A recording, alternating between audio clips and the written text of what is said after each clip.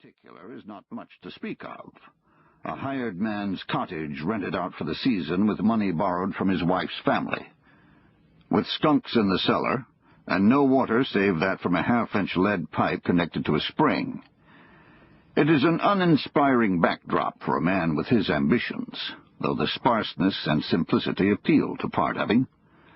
And besides, as soon as his fortunes change, as he knows they will, he plans to build a great ark of a house on the crest of a neighboring hill.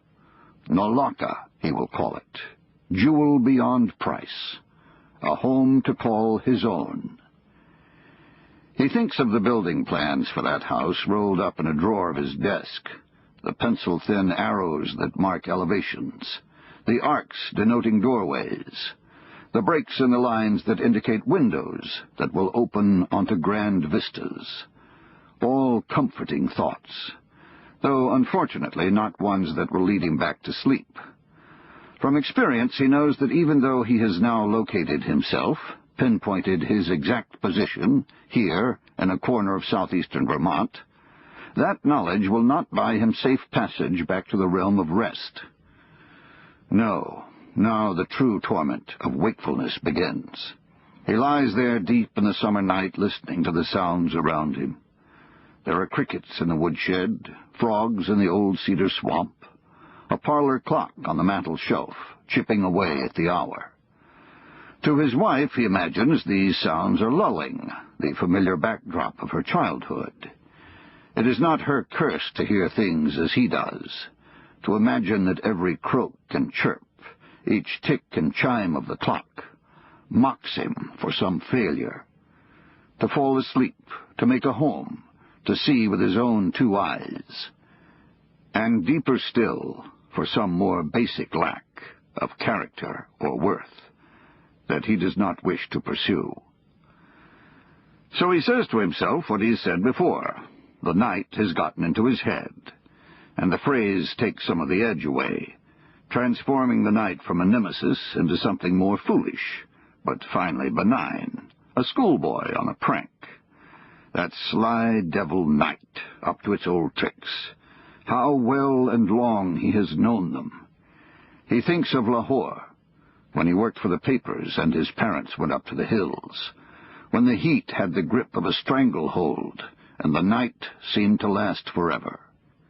He would carry a pallet from room to room in a futile search for fresh air, setting it finally up on the roof, where he'd make the water boy douse his parched skin with water from a cistern, willing to risk the threat of disease for a few brief moments of rest. Or he'd give up on sleep entirely and just walk his way to dawn, wandering through the narrow alleys beyond the deli gate, the moon above him a scorch in the sky, as white as the shrouds of the dead by the river and the marble of the Wazir Khan Mosque. And earlier still, on the Brompton Road. Was that the first time sleep failed him? In the thick of the night, with the clock inching forward, and even the crickets wearying, the question seems suddenly urgent to him, as if, should he settle the matter of onset, he might decree an end. So the Brompton Road. He is 12 years old, an owl of a boy in his new spectacles with a pet toad in his pocket. He has just been liberated from the House of Desolation, though he hasn't yet dubbed it that. That will be later when he gains more mastery, when he knows how words can be a revenge, how a phrase can sum up and dismiss. In this case, 6 years of scoldings and cuffs and banishments to basements under the tyranny of Auntie Rosa and her lout of a son, fiendish Harry. For now he is too deliriously happy and grateful to think of phrase-making. His mother has finally returned from Bombay, appearing out of nowhere on Auntie Rosa's doorstep, and a broad-brimmed hat tied under her chin with a skein of white chiffon, looking for all the world like an angel or a fairy godmother in a tale.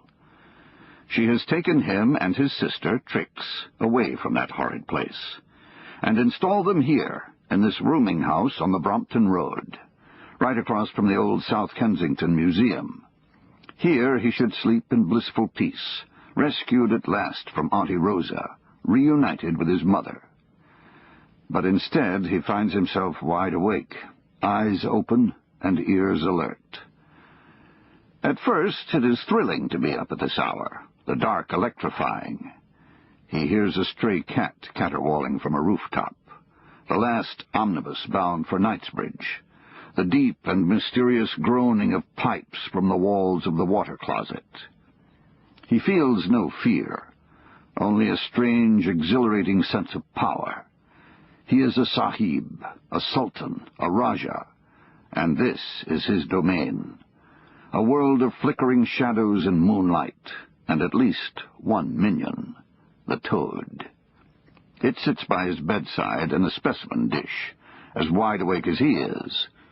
The wart-riddled back and dulled jewel colors, emerald, topaz, gold. The barreled chest with its palpitations, the filmy, bulbous eyes. He stares at it in a contest of wills to see who will blink first. Boy or toad, master or lackey, each hunkered down and glaring. But when a breeze blows in the window, he turns away, distracted, and watches as the bedroom curtain first lifts, then undulates, seeming to him like the arm of a wraith that beckons him outside.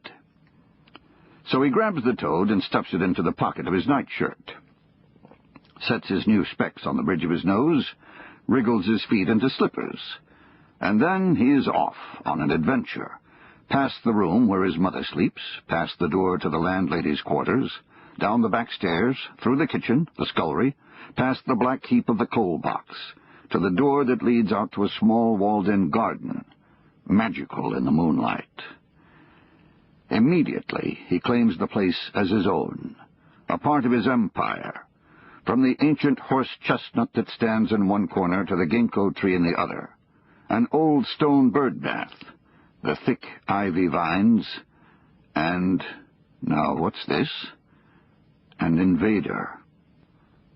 Climbing onto the lip of a toppled urn, he sees a marmalade cat on the rooftop, the one he must have heard from his room with its miserable rutting cry.